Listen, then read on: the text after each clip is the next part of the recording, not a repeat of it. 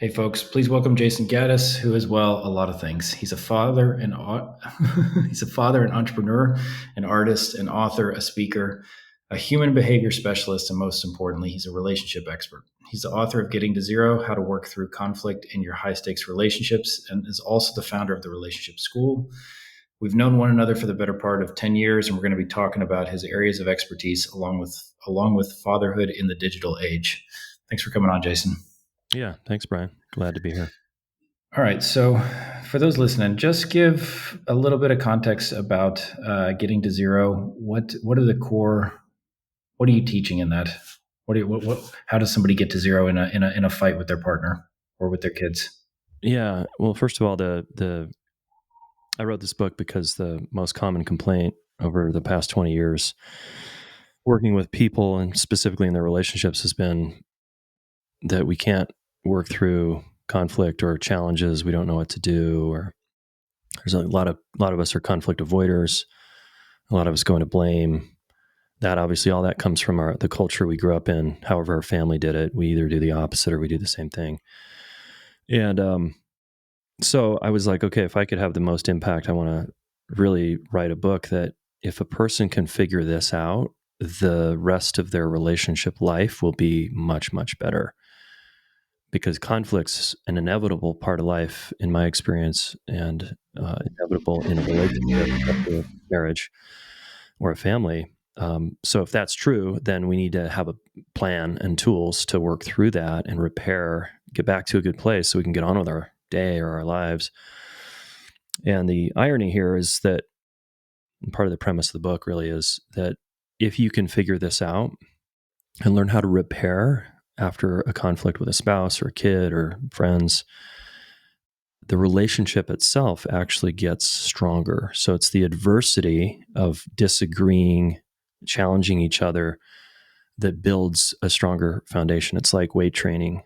You don't build stronger muscles by sitting on your ass, right? Avoiding challenging yourself. You actually have to get in the gym and push yourself and add some weight. So it's the same thing. It's like, look, the weights are conflict, and we want to create a stronger person and a stronger relationship. So that's really what the book's about. And there's just lots of practical tools on how to listen better, how to speak better. Yeah. And then just understanding our relational blueprint, like where we come from, is going to have a huge impact on how we do adversity in our adult relationships. So it's interesting, that theme of adversity, because that's part of the reason you and I started talking about um, the anxious generation, which a core theme in that book is also that kids need adversity, or they need some resilience. They're anti-fragile, as Jonathan Haidt puts it in the book, and so I think that might be why the one of the reasons why the message in that book also resonated with you, is because you could see a parallel of this. Yeah, well, he starts in the book. Haidt does in his with a tree that they tried to grow in a biosphere that couldn't put down roots because it didn't have any wind pushing on it, and so the tree didn't actually get strong enough to support itself, right? And so, Yeah. to use a bad analogy, I think with what you're describing in relationships, there's also, you need the conflict, the wind, to actually strengthen it, assuming you can get through it. Is that right? Yeah, you got it. And most people have weird ideas about like partnership and marriage and family. They really think it's fascinating. People sign up for like a marriage thinking if I just meet the right person, it will just be easy and everything will go well. And I'm just like, oh man, that's a recipe for a nightmare. Because if you're in a fantasy, you're going to create a nightmare. So yeah, it's like, look, let's just embrace reality, which is there's conflict everywhere out in the world, in our homes, in our neighborhoods, in our communities. And it doesn't have to be a problem if we have the facility and the skills to move through it. Mhm. When people sign up when people come to the relationship school, your your coaching business, are they coming there looking for you to help coach them? Are they looking to become coaches themselves? Are they drawn there because Yeah, when I looked at the landing page, it seemed like maybe they were also looking for a partner. That was like one of the opt-in, or yeah, is it all three? It's primarily two things. It's person is in pain in their relationship life and they want to change that, right? They want to get out of pain. So they come here to study with us, and it's a little different than, you hiring a therapist where you hope the therapist is kind of like a chiropractor. They just give you an adjustment and you can kind of get on with your life. But I found after being a therapist for so many years that people need more than an adjustment. They need to learn like what they didn't get in their childhood. And not everybody's up for that, but for the people that are, they radically change their lives. So that person in pain transforms into a very empowered person when they leave our school. And then often they want to go on to help others with that because they've had such a big transformation. So they want to become a coach. And so we have a certification for people that want to be a soldier out there in the world trying to help other people with this. I like the soldier being a soldier out in the world. That's why I laugh, not because of the mission of what you're doing. Yeah. So in navigating, let's say, conflict with your kids, what is your framework for going through that? How do you think about it? Yeah. So in our home, we have this frame that we have the view that conflict's a part of life. And if you have more than one child, you'll quickly see that the two children, almost on a daily basis, they're fighting over a toy, or their play turns into like rough, and then it gets intense, and one of them ends up crying, and it's just like this is the deal. And so that's why like two kids is such good practice for life, because you have to share and you have to work through conflict and repair. And you can certainly do that with one child and through the parents and through play and with other kids and all that, of course. Yeah, so we model first of all that this is how we do it in our home, and so my wife and I are not afraid to fight in front of our kids because we always get to resolution 100% of the time. So they see two big people disagreeing, getting a little heated, one of us getting quiet, like they feel the tension in the house. But within a few hours, or at least a day or so, they feel the resolution, and that feels really safe. And they're like, oh, I can trust that if I get into a fight with my sibling or someone at school, I too can get back to a good place. So we model it, number one. And then number two, we certainly, it's been repetition over and over in our home for years. Our kids are 15 and 13 now. And the repetition, it just relentless practice for them to, Mhm. because it's developmental stage to blame someone else, to not take any responsibility and be like, I didn't do anything. No, it was him. It was her. That's like normal in child behavior. But we try to get our kids to move from that reaction into a place of personal responsibility. So they're saying, actually, yeah, I pinched you before you hit me. I grabbed the toy before like I did that. And I can see that, that kind of had an impact, and it cascaded. And then I yelled or I cried and I went to mom or whatever. So lots of repetitions with the conflict repair cycle in our home. And our kids are very close and very tight and have a great relationship. But like any great relationship, they also have problems and challenges and disagree and blame. And yeah, and we're giving them reps in life. And then they go to the playground at school, and they come home and they're like, wow, kids at school. And my son actually said this to my wife, like when he was 6 or 7, he came home from school and was like, wow, mom, I'm noticing that the teacher, there was a big challenge on the playground today. And she said, what happened? And every kid pointed the finger at some other kid. Yeah. And he was like surprised that he was like, I'm surprised none of these kids realize that if you just raise your hand and say, this is what I did, that the teacher is going to trust you more and you're going to be out of trouble like immediately. But he's like, wow, I'm just surprised that this is the path kids take when they know they did something, but they want to not admit it. So this is the world we live in. Mm. Right? And I think it's key to teach your kids to take responsibility for their actions. Well, it's premised or predicated upon the kids have to be honest with you and your wife, right? So in that disagreement about who pinched who or who took whose toy or whatnot, and you, let's assume you two weren't there. How do you get to what is a shared truth over what actually happened, right? Like one Yeah. says X, the other one says Y. Like Right. how do you discern how do Yeah. you discern what went down? Yeah. And when they're toddlers, it's harder than when as they get older, then they have more in their frontal lobe and they can, really rationally think and it's reflect and all that. Yeah. You know, Initially it's, omit and yeah, yeah. yeah, exactly. Well, basically, the younger the kids are, you're doing less talking and more, ooh, that felt bad to her. That felt bad to him. Can you guys see that? Okay. Is there anything you want to say? And most parents resort to the low hanging fruit of just say you're sorry. And that somehow fixes things. And that often just, it's not enough to settle the nervous system. I think it's a good life skill to have. Of course, we need to be able to say sorry sometimes, but you'll find in an adult relationship, I'm sorry rarely works for people. It's just not, it's not enough. So, but little kids, kind of little conversations, big kids, big conversations, keeping it super simple. And kids are so resilient. If they don't have a big trauma history and it's not a chaotic, traumatic home, within seconds and minutes, they're back to play. They forget so quickly, whereas adults hang on to it. And, because it goes into procedural memory, compounds over time. It reminds us of all the unresolved bullshit before. It gets very hard to resolve. So yeah, I want to go back to something you said.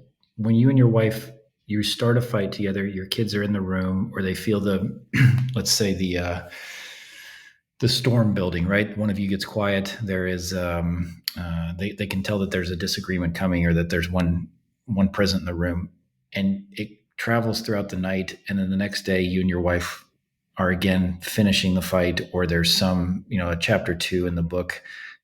They're present for both parts of it, right? So they're there for Mm-hmm. the fight, and they're also there for the resolution of it, right? So do you? I can imagine sometimes, my wife and I, we fight. It might take a day, Mm-hmm. and it's a multi-hour process, right? So it's not necessarily that the kids want to be there for Yeah. Yeah. for all Yeah. of They're it. not, they're not getting their popcorn and sitting down. They want to Yeah, play and they want to move on, and they're not interested in the 2 hour process. yeah. But what they feel and see over time, and they come and go, they leave the room and do whatever they want to do. They go read a book, they disappear for a while.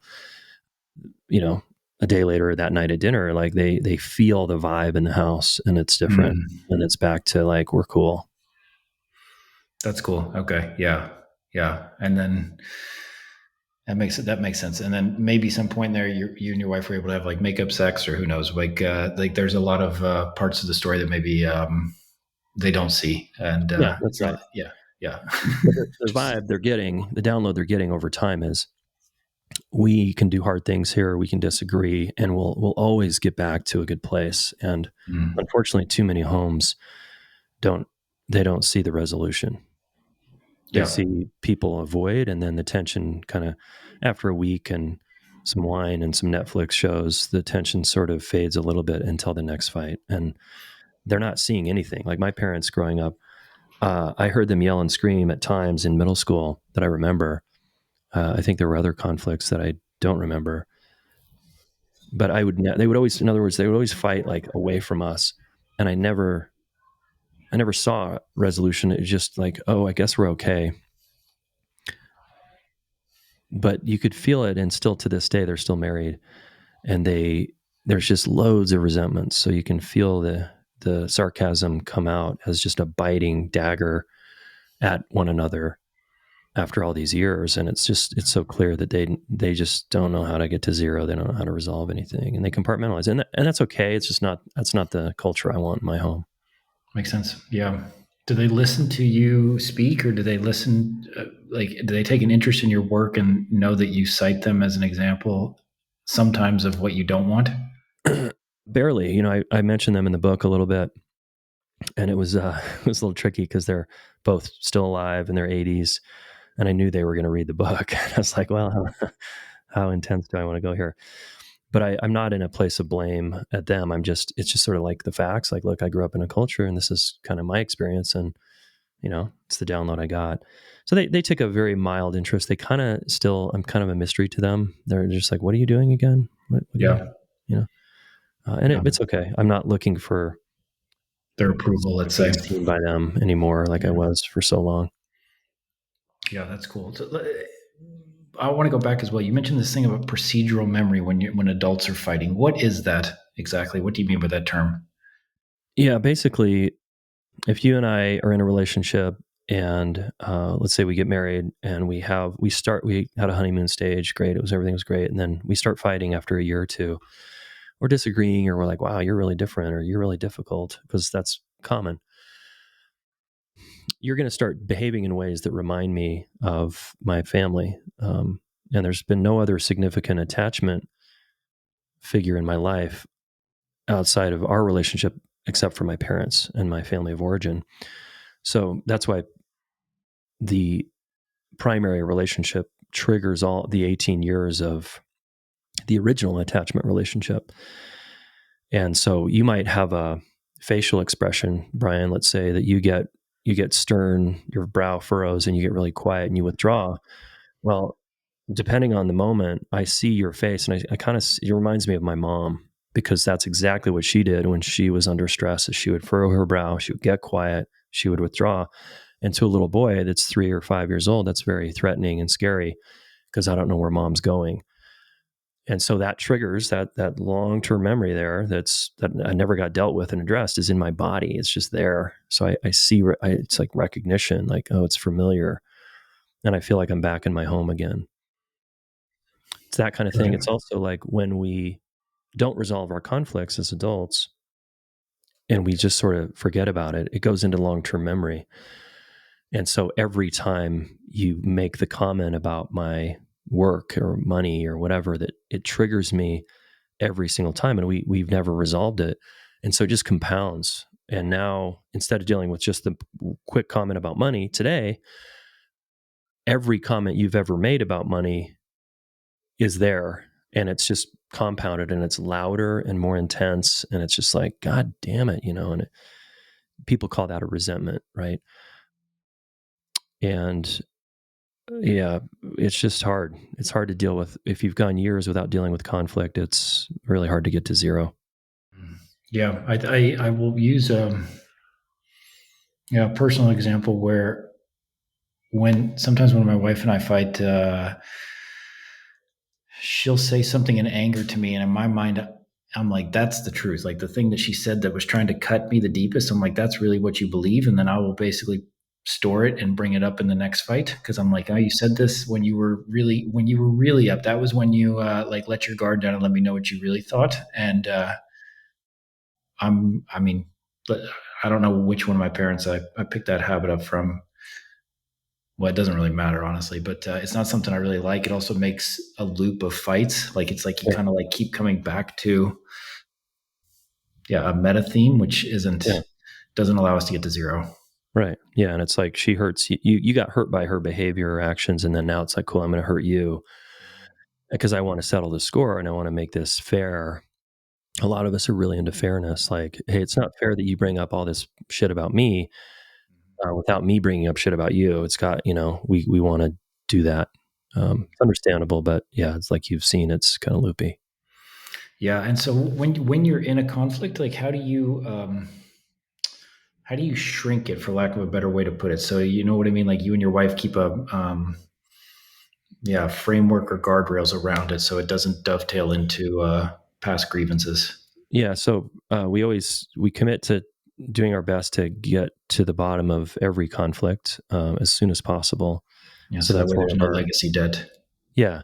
So that's one of our agreements. Another one is like we, within 24 hours, we commit to initiating at least some kind of repair. One of us, doesn't matter who. So we don't delay the repair, because again, that compounds. The longer we wait, the more it's likely to go into long-term memory. So we want to settle things as soon as possible with busy lives, right? Sometimes it's a day or two. Um, so those are just some basic agreements. And then you asked, there was one more thing I wanted to say about this. Oh, there's really two things to shrink the window, right? How do we like get back to a good place as soon as possible? Because look, I think most of us would admit our day is harder, and I can't sleep as well when my wife and I are in a snag. It's just more stressful. It's just like this low grade background stress noise. And that's more true for the anxious partner. It's less true for the more avoidant withdrawing partner. They're sometimes like relieved, like, sweet, I don't have to deal with that person for days. So depending on our attachment style, that can play a factor. But we can do two things, right? To resolve things, we can speak or we can listen. And the simple download here is, if you're going to speak, you're not coming in with the story about what happened, about what they did wrong. You're coming in with personal responsibility. My part is, it's a simple sentence stem. My part is, or my part was, and then fill in the blank with your actions. And then the second part of the sentence is, and I can imagine the impact on you was, that's empathy. So I did a thing. I raised my voice, and I can imagine the impact on you was you felt hurt or scared. And if we start with that, the other person's going to immediately like feel like you're wanting to collaborate. You see that your behavior has an impact on them. So that's a very fast tool to get started, is if you're going to speak. If you're going to listen, we want to come in with a tremendous amount of curiosity, set our shit aside, and be like, honey, I want to listen until you feel understood. That's the commitment. LUFU, LUFU. And not until I think I understand you, but until you feel understood. So tell me what happened. Tell me what's going on. And then she starts talking, and I'm reflecting back the essence of what she's communicating. And then I say, it sounds like, you felt like I raised my voice, and then you withdrew, and you're also upset because we didn't make plans with my mom for this weekend. And I kind of, I said I would, and I didn't. Did I get that right? Yeah, you pretty much got that right. Okay, so honey, then it makes sense. And then I start validating her feelings. It makes sense that you feel upset because I did, and then I go into ownership. And then I did, because I did forget to talk to mom, and I did raise my voice. And so, yeah, I can really see that really hurt your feelings, and that's what caused this whole mess in the first place. So I'm listening, but I'm going to turn it into a big reflection about her experience, right? And her experience has nothing to do with right and wrong. A lot of people get stuck there. It's her experience is valid, and it's just how she sees the world. And that's valid. Everybody's experience is 100% valid. And you also take ownership as far as your role in creating that experience. Yeah. Especially if she's coming at me with, even if she's coming at me with blame, like, well, you're such an asshole because you did this X, Y, and Z. I'll be like, I could see, I could see that I'm, you're seeing that I was a jerk because I did X, Y, and Z, because I actually did do X, Y, and Z. I'm not going to defend. I didn't call my mom to organize or whatever it was. Yeah. Yeah. It's a waste of time to defend yourself. That's going to just go, it's going to keep everybody going in circles. Yeah. And also also because it eats up the low grade annoyance that you talked about, if you're depending on your attachment style, whether you're anxious or avoidant, but the low grade, that memory that goes into a fight, as far as trying to remember what was said when and in what order it was said, and then trying to piece it back together when you go through this, when you go through this like chronological timeline, which is what I tend to do. I'm like, no, this is how it happened. It was like this first, and this and this, and yeah, it kind of drives her nuts, especially because she's got a better memory than me, generally speaking. So, I feel defensive. Going into that. Go ahead. Right. So, quick tip there, because guys in particular, often more left brain people, want to get very logical about it and rational. Yeah. Like, no, I know exactly what happened. That's not what you said. I said this, and then you said that. Yeah. Cause and effect. Big waste of time. Yeah. Huge, massive time suck. So instead of any of that, what you want to do, I'm serious, man, it's awful.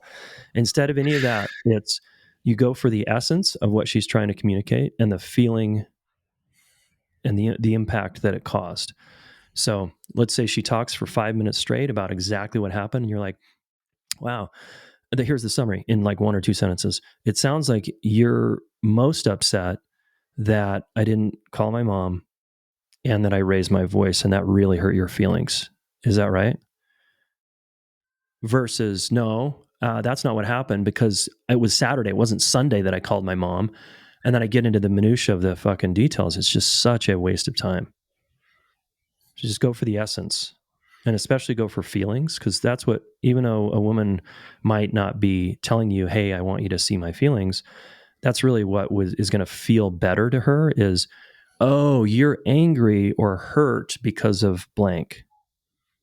Got it. And then you say that makes sense because Mm-hmm. damn, given that storm that happened, wow, I would be upset too. Bang on. Yeah, I get it. Super simple. And if we think of raising kids, it's the same thing. It's not, we don't go into exactly what happened. We just try to understand, the kid throws a huge tantrum. And one of my play therapist friends taught me this when my kids were in the toddler years, when my son was particularly like hitting his sister. It was just, I was trying to be therapy guy, like talking to him like I'm a 40-year-old and like he's a 40-year-old. And it's like, no, dude, he's two. You don't talk to a 2-year-old like he's in a therapy session, right? So she taught me to reflect back, just like he's jumping up and down, throwing a tantrum, screaming. And I'm like, whoa, you're mad. You're really mad. I see you. Got it. Thanks for letting me know. That's it. And sometimes they need help labeling their feelings. Oh, you're scared right now. I see you in your fear, and daddy's right here. I'm right here with you. Amazing. Yeah, Okay. And super what would simple. happen? Yeah. And what would happen? His body language He'd would calm down. change, or he would. Yeah, he would immediately, like, there's no need to scream and yell anymore. Someone's seeing me. Hey, he's like this, like, hey, hello, help me. And it's like, hey, I see you in your pain, and it's going to be okay. I'm here. And then it's just like, whew. Yeah. And then we're on to play, moving on. Hmm. So what would be what is your, yeah, as you think about the different dynamics, let's say, because you have a boy and a girl, like how is it different between the two of them in terms of how you relate to them both? You know, is there a distinct difference? You handle them differently? Maybe you handle them similar or same way? Yeah. It's kind of a both and there. Similar in same way in that they're a human being having an experience, and I want to see them, right? Different in that they're vastly different. He's very gregarious and outgoing and up for anything and super enthusiastic. She's like a sensitive little orchid and needs a different kind of handling and a different kind of care. So, for example, even sleep, like he was what parents call it, he was a good sleeper. He eventually found his sleep rhythms. She took us 4 years with her of incredibly challenging sleep. And we were up for it because we knew that we were like, wow, we have a super sensitive kid here, probably highly sensitive person on that scale. So that's going to require a different level of care, right? And that's great because it keeps parents agile and it keeps them seeing their unique person as they are. And this is like partnership, right? Or if we're running a team, if we're running a business, it's like every person, there's the general rules about humans. Like everybody wants to be loved and accepted for who they are. So let's try to behave in a way that has them feel that way. But then there's like, God, everybody's different. My last partner was this way. And now I'm dealing with someone like this. How the hell? And we want it to be easy, right? Our hedonistic nature, we want it to be simple and feel good. And so it challenges us to learn, grow, develop ourselves so that we can be really able to meet any personality where they're at. And I like that path because it keeps me on my toes, right? But Yeah. because we tend to automate our partners, especially, we tend to put people in boxes. Yeah. Yeah. I think you had on your about page as well on the relationship school something to this effect. I don't have it in front of me, but it was um, yeah, that you like growing. That was how I remember it. And it was like, yes, seriously, or something like this. Like yeah. There's a couple other allusions to this, which is that you don't want the automation effectively, right? Like you don't want the cheat code of yeah, just put the quarter in here and the kid comes out the other end, and it's simple and like, wipe your hands and you're done, right? Yeah, it's Yeah. not what you're here for. Yeah. And as much as I love scripts, I have plenty of them in my book, for example, and in my courses in terms of how to work through conflict. Every person's different. It's like a health program. It's like every fitness program, like what might work for you might not work for me. Mm. So it's so unique. We want precision care with our partners, and our kids. So what led you into the anxious generation, Jonathan Haidt's book? Like, what was the what was the catalyst? Why did that book spark curiosity in you? Well, I've heard Jonathan Haidt's name just in the background on social media for the last couple of years, and I heard about his The Coddling of the American Mind, and that was like piqued my interest. I was like, ooh, I want to read that. And then I just got busy and forgot and moved on. But as soon as I saw this anxious generation and the subhead, I was like, oh man, I got to read this. And so I immediately started listening to it the moment I saw it. And it was just like light bulb after light bulb after light bulb. I was like, oh my God, and it resonated so deeply because my wife and I chose to raise our kids in a private Waldorf school setting where they delay reading, they delay screens, they delay phones. Everything's like delayed for the Waldorf kid. It's way more Until nature what age? based. What's that?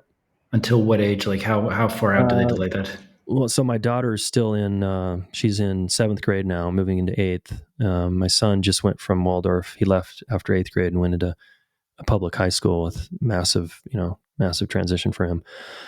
He was ready. Sorry, I don't mean to laugh. Like, yeah, It was a I steep bet it curve, was but he's totally rocking it. okay. He was ready. He's ready for the kind of come out of the bubble of like a Waldorf bubble. I think they delay reading till like second or third grade. I might not, don't quote me on this, but and there's so many fears about, well, your kid's going to fall behind, and we got to get our kids testing early, and that other article I sent you, we got to get them into academics so that they can get into college. I'm just like, dude, this is such a dumb game that people are playing. I'm like, we're not playing that game. We're playing a different game, which is like play and relationship building and being outside as much as possible. And we toyed with homeschooling. That was a strong consideration with us, but neither of us felt up for being the team lead on that at home. So we wanted to find the best kind of teachers that we could for our kids that would be great role models. And we found a couple of amazing little schools here in Boulder, and it's been a great fit for us. And so our kids, we delayed. So I'm circling back to the Jonathan Haidt stuff here in a second. Yeah, please. That's fine. Yeah. And we delayed, like, my son didn't get a phone until he was 13. Didn't even get a phone. And it's cool because he didn't even really want a phone because he was so into connecting and just playing outside and all the other things that kids, used to be able to do without phones. There was so much facility to just be outside and just find imagination play. And our kids' imaginations are so good because we never let them watch movies. His first movie was when he was 11 years old. And people think I'm nuts, right? And it's like, no. And it was like the first movie, I think, was The Sound of Music. And it got a little intense at the end. The ending of that movie is super intense. But again, a good challenge for us. And so Mary Poppins and The Sound of Music and those kind of movies were like our introductions to movies because they're so wholesome and there's no violence and there's no like blowing anyone up or any of that shit. And my daughter still to this day won't watch a super intense movie, and she's 13 because it's just her imagination is so strong and she's so sensitive. It feels like she's there, and it feels really bad to her body to be watching violence, for example, or aggression or scary things. And she'll walk her way into that. She needs to keep getting stronger there. So it was a good choice for us. And so when I heard about Jonathan Haidt's, I'm diving into that book, and I'm like, oh my God, his premise that parents are overprotecting outside in the world, social play, and underprotecting kids In the online. virtual world. Yeah. I just see that over and over, Brian, in my work with people. And, the parents we roll with and the kids at school, even in the Waldorf school, there's parents like sneaking their kids' phones and trying to be on the stealth about it. And it's like the difference in that kid and the kids who aren't on phones is like night and day. And then when we interact with our public school friends and their kids, playing video games all day or, on social media already at age 11, I just see where it's all going. And to see a group of kids sitting outside in a park, sitting next to each other, all staring at their phones, not talking to each other, and only showing each other, like talking to each other when they want to show each other an Instagram story or a picture. I'm just like, dude, this is not okay. Mm-hmm. There's something terribly wrong with this picture. And then he comes in and backs it up with sort of more of the science and evidence, and it just all resonated, man. I feel so on board with the vast majority of that. His It's sort it's of frames.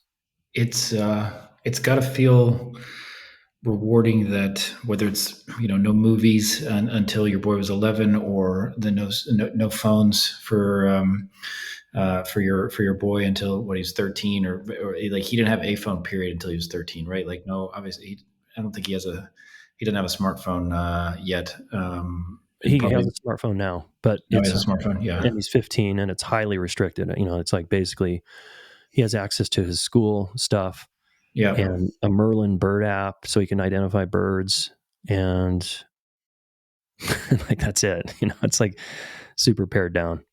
yeah, yeah. There was because there was. I mean, hate's four core points, and we're going to get to the collective action part, which I want to get to with the Waldorf school in a second. But his four core points is one is that schools should not have any phones. Period. Like they should be in a lockbox or not even permitted on school property. You should not. There should be no social media for your children prior to 16. Like, can't create an account if they wind up on TikTok through their browser. Like, that's different than actually creating an account on TikTok and getting enmeshed in it, or Instagram. The third one is, no smartphones, I think, before 13. And I don't remember the fourth. The fourth was a much more play based childhood as opposed to phone Yeah, based, which is basically like getting them outdoors and getting them getting away. him So, outside, nature. Yeah, so in your case with the Waldorf school and these parents, was there a conscious, like, how did it work? And what I mean by that is, like, did the Waldorf school say, okay, cool, like we're not going to permit any phones here, or was it that the parents said collectively, I don't know, 7 8 years ago or whatever period it was, that, like, hey, we don't want the like, hey, Waldorf school, we don't want you to allow phones in here, and like, you guys got it right with, prior to the data being there, like, how did that come about? yeah. It was a nice simple framework that was like, hey, we have a strong preference. Like if you're at a Waldorf school or at this Waldorf school, you kind of already are on board with the not a lot of screen stuff. You're not going to be on computers. The kids aren't going to be on computers at all until probably middle school or high school, laptops. And so that goes with phones also. Hey, we're not going to do phones at this school. And so the lower school, which is grades K through 5 at this Waldorf school, pretty much the whole culture was we're not doing phones and computers here. And of course, COVID pushed some parents, it accelerated things for some parents because the kids had a year of being on a computer with Zoom. So that was a little outlier, but it was tricky because some parents, that opened the gates a little early for some of the parents, and then they stayed open. Other parents Mm-hmm. shut it back down. But in general, the culture, we're all on the same page, and this is what's nice. And Jonathan talks about one of the biggest challenges, of course, is if all the other kids in a friend group get the phone or get the thing, your kid is the kid that's now socially outcast because they're missing out. You're holding firm with your boundaries, but you're now up against your kids like freaking out because they feel left out, and that's real. I know my biggest challenge, for example, I think is going to be, and my wife's biggest challenge when our daughters, because I guarantee you we'll be the last parent to give them social media. We're just like a hell no. So it might be 16, it might be 18, I don't know, but I'm holding out. But the biggest challenge is going to be when my daughter's friends all have Snapchat and she is freaking out and telling me that what a terrible dad I am because I won't give her Snapchat. And then she might actually lose some of those friends. Like, we don't know. Like, that's going to be the hardest. And I can't really tell you. I'd love to say I'm going to hold firm, but will I cave? I don't know. That's going to be a hard decision.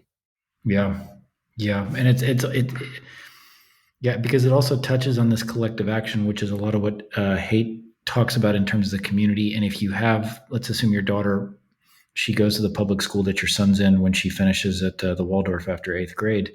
She winds up in this public school. The other kids have Snapchat. There's a story in the book that he goes into, and it's a lawsuit that was filed against Meta with a girl that all of her friends had Instagram accounts. She figured out how to hide the Instagram icon underneath the calculator icon Yeah. in on her computer. Then she would install the Instagram app, then uninstall it. Then she created a series of pseudo accounts, all trying to like kind of circumnavigate her parents or circumvent her parents, excuse me. And because the community, by and large, the other girls that she was friends with all had Instagram, and she wanted to get on there, right? And that was and she wound up, in the lawsuit, what they allege is she developed an eating disorder, became anorexic. Then I think if it's the same story, she threatened to kill herself when her parents tried to take it away from her again, and Mm-hmm. like serious addiction problems. And so the question in all this, that's a long question, but the question in all this Yeah. is, yeah, if and when your daughter gets to that point, isn't there a part of you just like makes you want to go live with the Amish or something, or like just go to a zero I tech know. kind of environment? Yeah, I mean, I do have that part of me because I love nature and I love, my business is all on my phone, Online? my computer, and online. Yeah. So it's tough because I'm sort of a hypocrite there. But I do think I'm not anti-screens, I'm not anti-phones, I'm not anti-tech.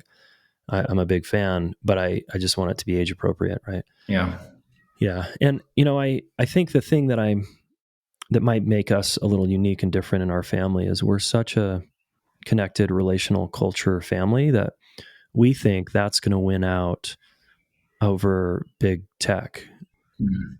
That our kids always have the nourishment that one feels and gets from being seen by your parents and feeling safe at home, emotionally, physically, and feeling like we're their biggest champions. And there's such a sweet, solid foundation here that in some ways I'm not afraid to lose my kids to tech because they have, and I'm seeing that with my son. Like now that he's in a public high school and he has two computers, he's got the public school computer, he's got his school or his home computer, he's got a phone now. He sees what kids are doing out in the quote real world because we were in the bubble, and he's kind of like, holy shit. And he knows, feels, and sees and talks about it very openly with us about what it's like at high school and how much he's so grateful for what he's gotten at home and that he has a home that is like ours. And I think one of the things that Jonathan Haidt didn't talk about, he talks about secure attachment briefly in his book, but that's the hallmark of that's going to keep your kid from getting lost in video games or porn or tech is if you have incredibly solid relationships with your kids and you know how to develop those and build those, and you can take responsibility as an adult for your part, and you can empathize and you can validate, you know how to listen until they feel understood, all these relationally competent skills. If you can do that, big tech, I think, is less of a threat. And it's sort of like Jonathan Haidt's like kind of going after big tech a little bit. Whereas, and he's not like me, I'm like blaming the parents. I'm like, look, parents are the problem here. Parents have the power to shut their kids' phones down, to delay phone use, to delay social media use. And yes, they are incredibly pressured by the culture, and I get it. But to me, at the end of the day, it's not like Facebook's fault. It's like parents' responsibility to do something different here. Well, I think that's part of his message. The other part of the message, though, is that the parents have to be willing for the children to get outside and have unsupervised Yeah, play and get right. rough and get dirty. Yeah. Because the Mm-hmm. phone is like a substitute for them not being allowed out of the house, out of supervision, right? Good point. Yeah, good Yeah. point. And just to own our part, my wife and I actually were watching that video you shared with me yesterday, the Yeah. hour and a half long talk of Jonathan's, Yeah. where he pulls up the playground of from like the one that's too dangerous, and then the one that's just right, and then the ones nowadays that are all plastic and bolted down and you can't move anything. It's sort of like that kind of culture is so sad to me. I used to go to those playgrounds with my kids and I'm like, this is so fucking lame. Like these are so dead. These environments are so dead.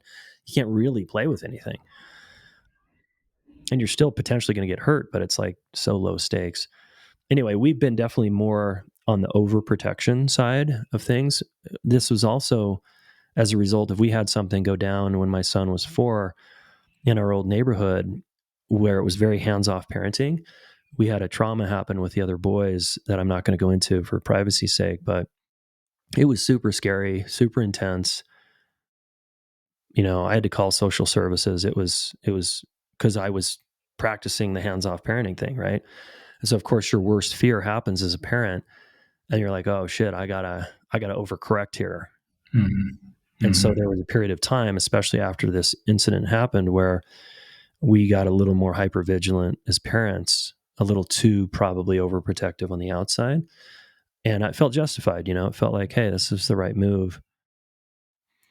And and so it wasn't because I'm hearing all these pop culture like stranger danger or whatever. It's because I had an experience directly in our neighborhood that I thought was pretty safe that wasn't so safe. So, Yeah. it's real, things happen, but I still, I have more to learn there, flexing my muscles and just letting my kid now rides the public bus to school. And it's been really good for our family because we're loosening the grip more, In the allowing our real kids world. to, what's that? In the real world. That's what I mean. Like not Yeah. virtually, but in the real world. Yeah. In the real world. Thanks. Yeah, Yeah. exactly. Yeah. And keeping the tight grip on the virtual world. Yeah. Yeah. There was he I think it's how do I say this succinctly? So there's a tendency to it's the safetyism that kind of runs amok in the states, and the social pressure to be safe in the physical world.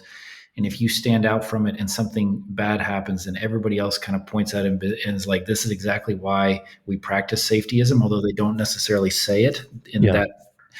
And yeah, it's challenging because that you're taking a risk, and you could argue, okay, cool, it's a calculated risk. Like, we know that all the downsides, the second order effects from not taking these kind of risks are horrible. We don't want those things. And yet it's very easy for people in a group to say, yeah, you should have, your boy should have been whatever. You should have been watching him, or who knows what happened. But like, Mhm. and they're very quick. They're very quick to judge. I find that, Yeah. and I don't know why that. Maybe you have some thoughts on like why parents, I think, are watching other parents to such a degree. Yeah.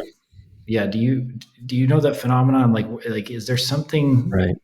Yeah. Go ahead. I don't know, Brian. I'd be curious your thoughts too, but I have some guesses. Now with social media, I do think social media is a factor because we're all posting our, highlight reel on Facebook, and then we're Yep. comparing to each other, thinking our family is the happiest when behind the scenes, I know it's not the case. There's some sort of weird competition slash comparison slash policing that parents do now.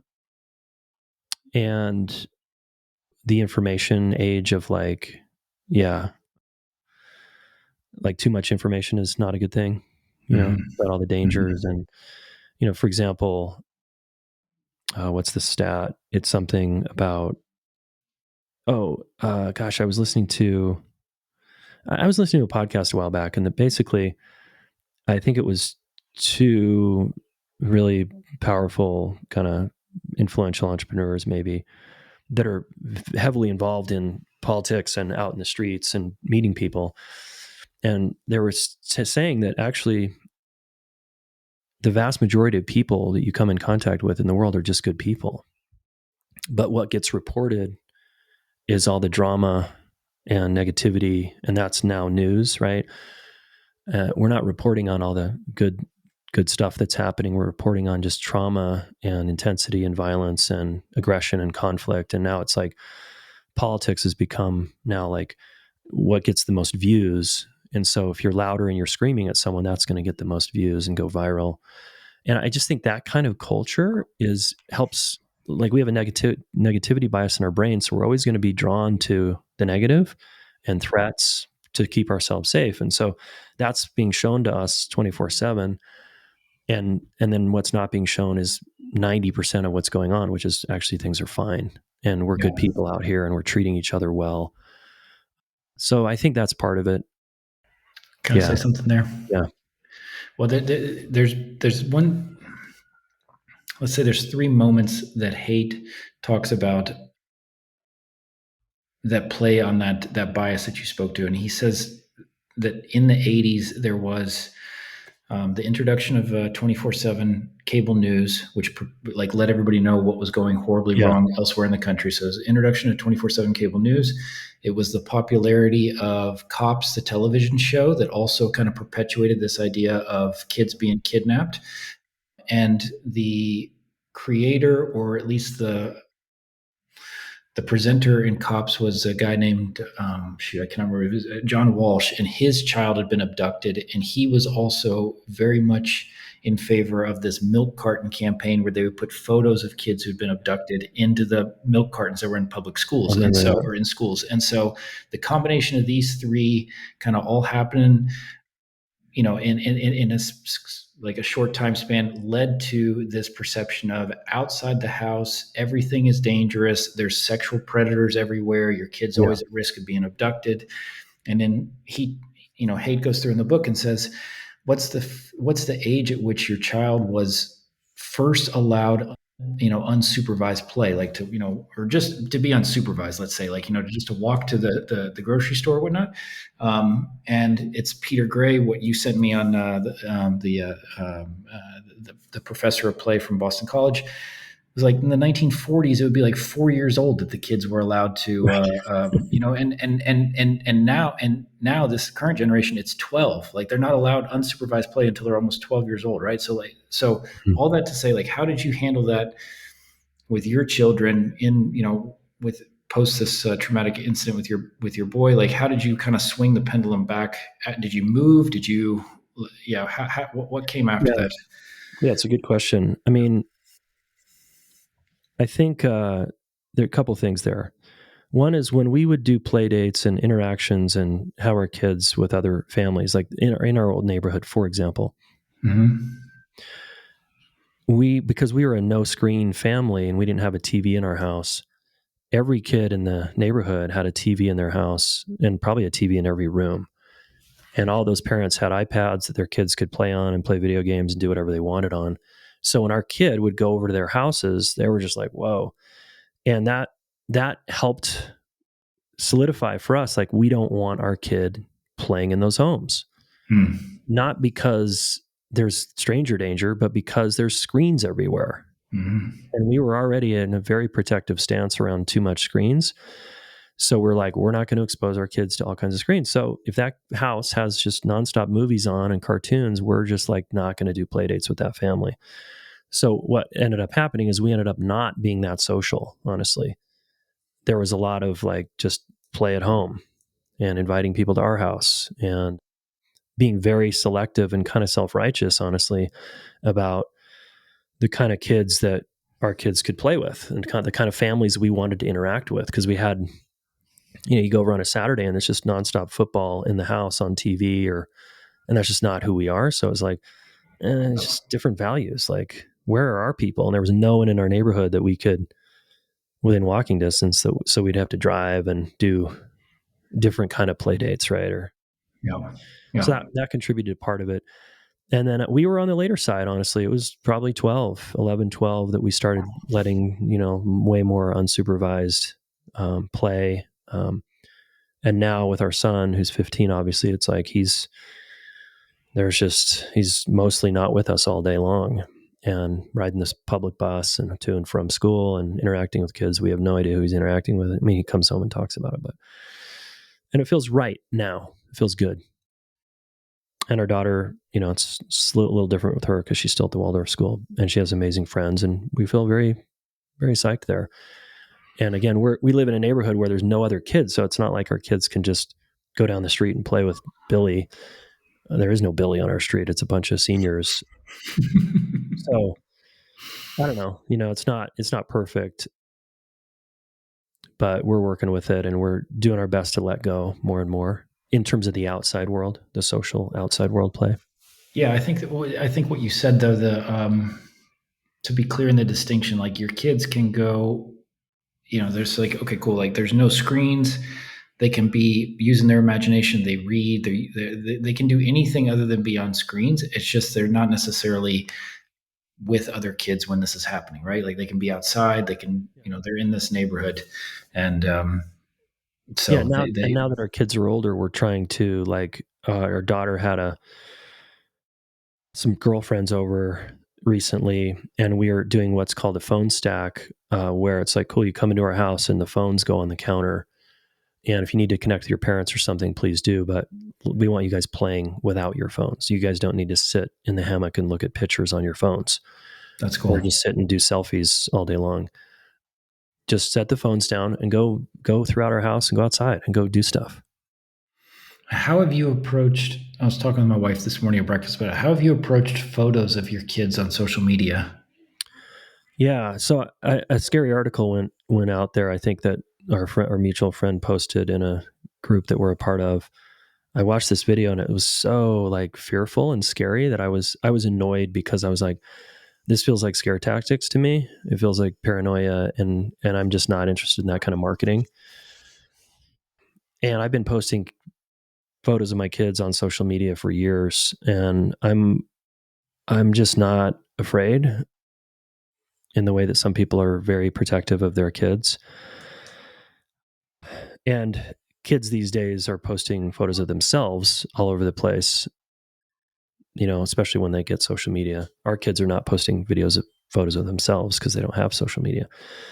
But that's the norm now. And so I'm just like, the deep fakes and all the things that are out there and the stealing identities. I know that goes on, but I'm just not scared about it. Makes sense. Yeah. And we, Yeah. we have a private Instagram account with a family only account where I've posted most all of our kids' photos since they were really little that aren't public. Yeah. And that feels like a nice alternative, even though they're still on Meta, but Yeah. it's Yeah. fine. Yeah. Yeah. Yeah. How about you? Are you guys being careful there? Or you guys do care? Or? To me, the distinction is if it's a public account or a private account. I mean, I keep both of my Instagram and my Facebook are both private, and I'm not. Yeah, I don't want to attract weirdos. At the same time, I also I regularly go through and audit and actually get rid of people that like I'm no longer in contact with, just because I Yeah. also remember from high school people that you think back and you go, that person's kind of weird. Like, who knows what's happened to them in the past 20 years, right? Like, I accepted their friend request, whatever, a long time ago, and but I don't have a problem putting photos up. I just also I don't want to do it publicly, mainly because I just think there's like weird people doing stuff that I don't want to perpetuate. That's kind of it's private. I don't mind it being on Instagram or Facebook on Meta, Meta owned properties. I just don't want it to be public. Yeah, that That's makes my sense. feeling on it. I think that's a good move. Yeah. But I mean, the irony here again is I see parents who are hyper vigilant about the photos, but incredibly loose with screens. yeah. I'm like for example, I was in an event and I saw this guy and his wife sitting at breakfast, and their daughter was 2 years old, and they had her in a little high chair, and they had their phone sitting in front of her playing cartoons, and so that they could have an adult conversation. And I was like, wow, something is terribly wrong here. And now this is the Mhm. same family that's also hyper vigilant about having photos of her online. And I'm like, what's worse here? Your kid getting indoctrinated to like a screen as a pacifier Yeah. because the two of you want to have an adult conversation, like a Yeah. screen is childcare. And look, if you're in a lower socioeconomic class and you're incredibly poor and you're working 3 jobs, I get it that the screen is good childcare, and that's maybe a better alternative than a lot of things. What's the cheapest? Yeah, it's Yeah. cheap, and it's just like, wow, it makes sense. But for privileged people, I don't think there's any excuse for that. I think it's Mm. bullshit. Yeah, it's interesting. So to talk on that, because one of the articles that you first shared with me was from this Boston College professor, Peter Gray, who looked at this thing, which is called the Tennessee experiment, and it was pre-K.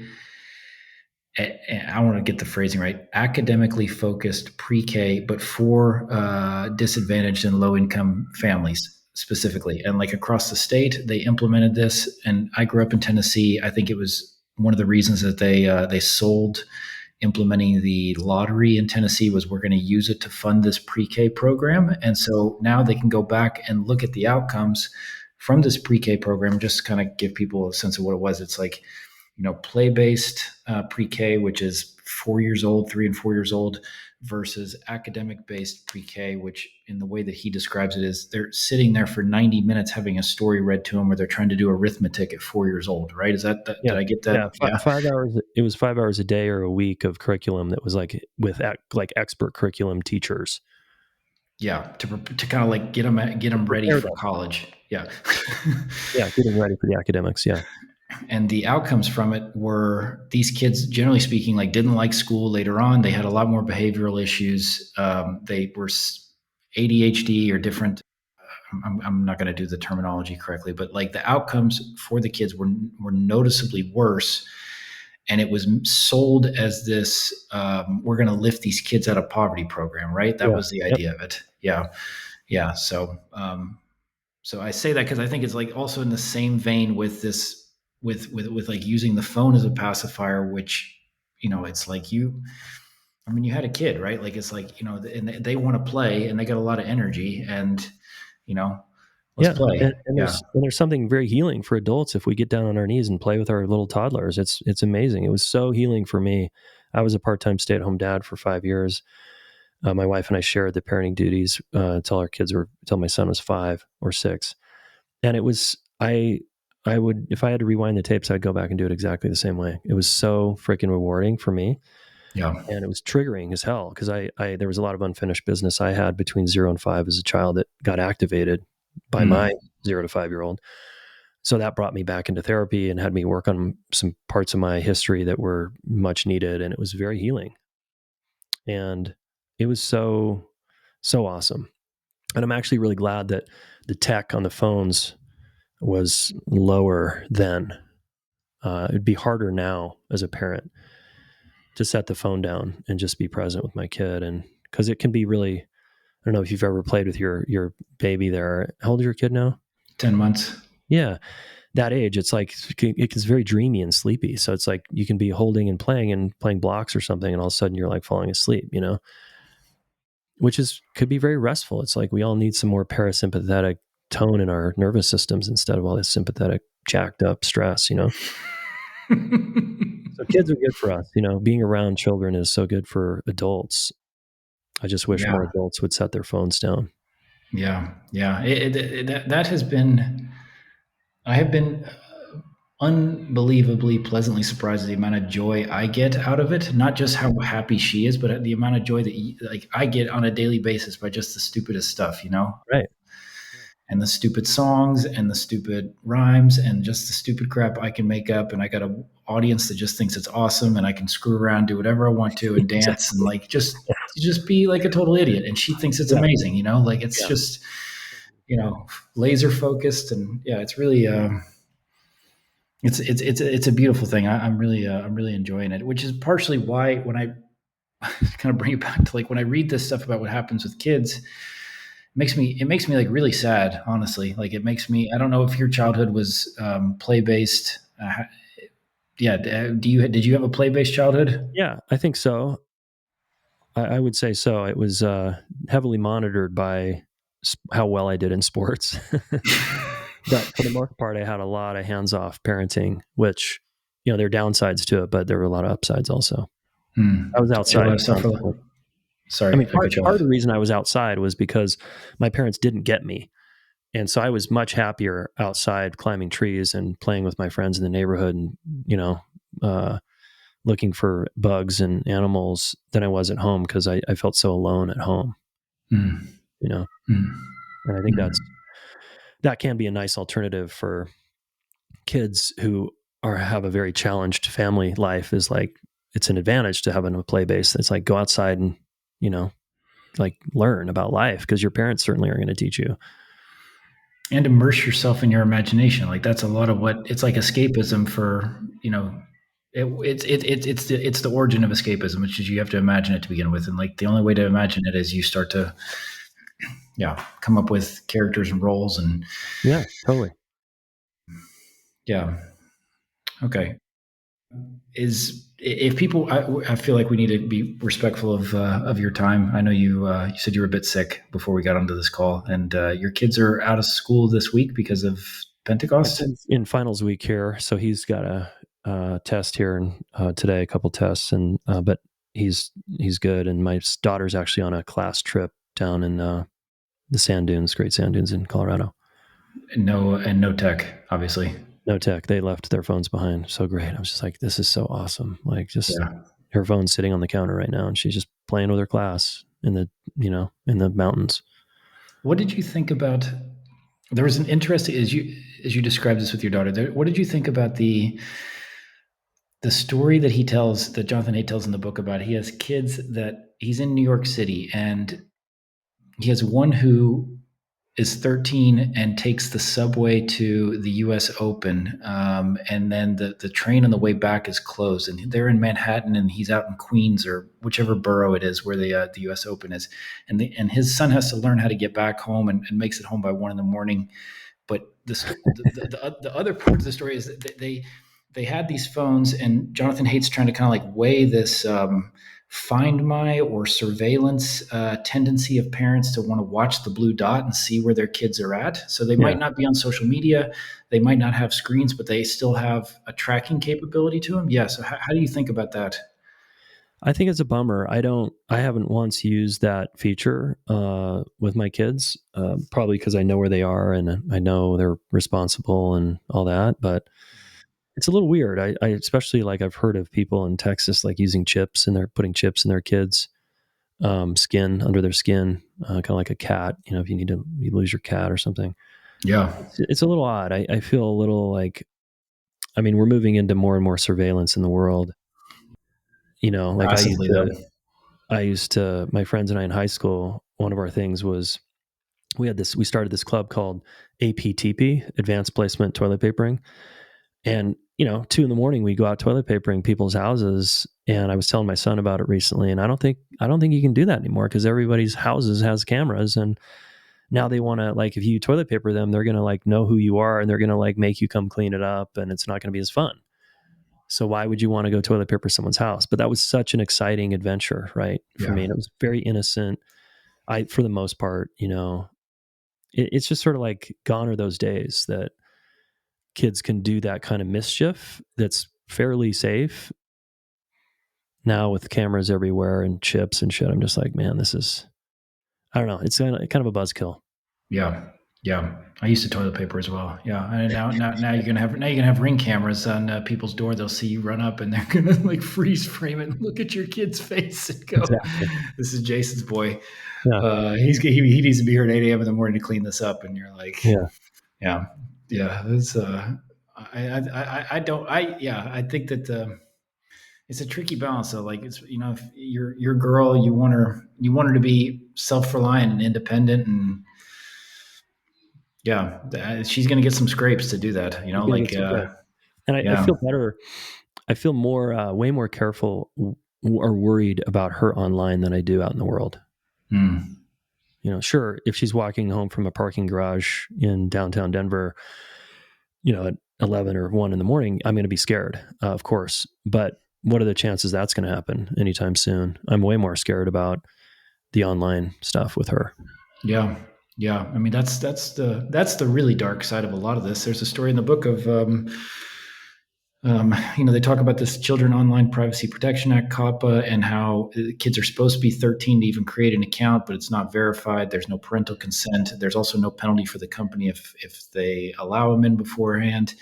And then there's a story in the book where Haidt talks to Zuckerberg and says, in 2019, says I was able to sign up and create an account without any checks, and it was a fake account. You guys didn't do anything about it. And Zuckerberg says we're working on it, and he comes back 4 years later and tests Instagram again, and it's the same thing. He's able to create an account, zero problems, and then they go into this whistleblower story from Meta where it's an intentional part of Instagram's growth strategy to allow kids as young as possible in because it allows them to get hooked and start to do it. And then also the algorithm feeds them really age inappropriate stuff. And I'm talking like child pornography or stuff like solicitations that you won't even you're like you would never even want your daughter to see it no matter what age she is. And they're able to be yeah, messaged and solicited in ways that like you would find, or that I would find like absolutely, yeah, like really, really upsetting, you know? Yeah,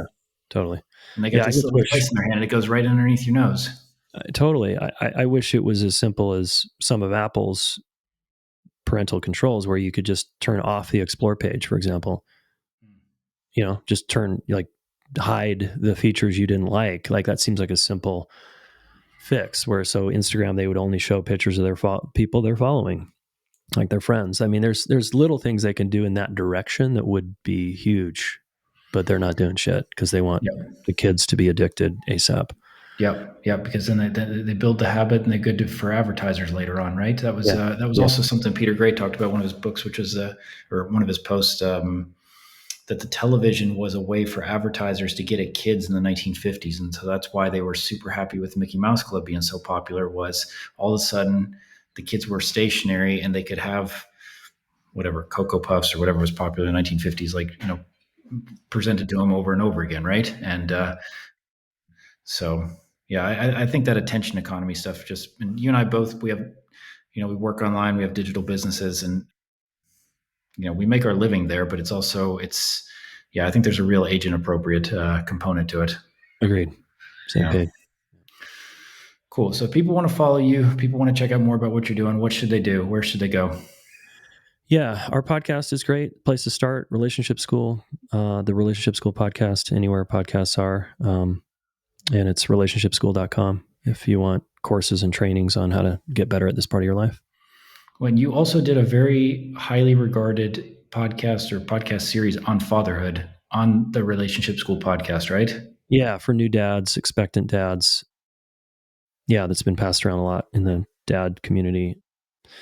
Yeah, just advice for new dads that maybe is unusual and confronting because that standard dad advice out there is not very good, I don't think. Have you done one for teenager? Like what, dads with teenagers or dads, like, because obviously you've got opinions here that your kids have turned out well. That, like, have you gone and done something for an older age cohort? Let's say. That's a good question. It's a good suggestion. I'm kind of hearing that as a suggestion, not specifically that, but I did one with my son a couple months back. It was cool, talking about his transition from Waldorf to public high school. Just kind of kids these days.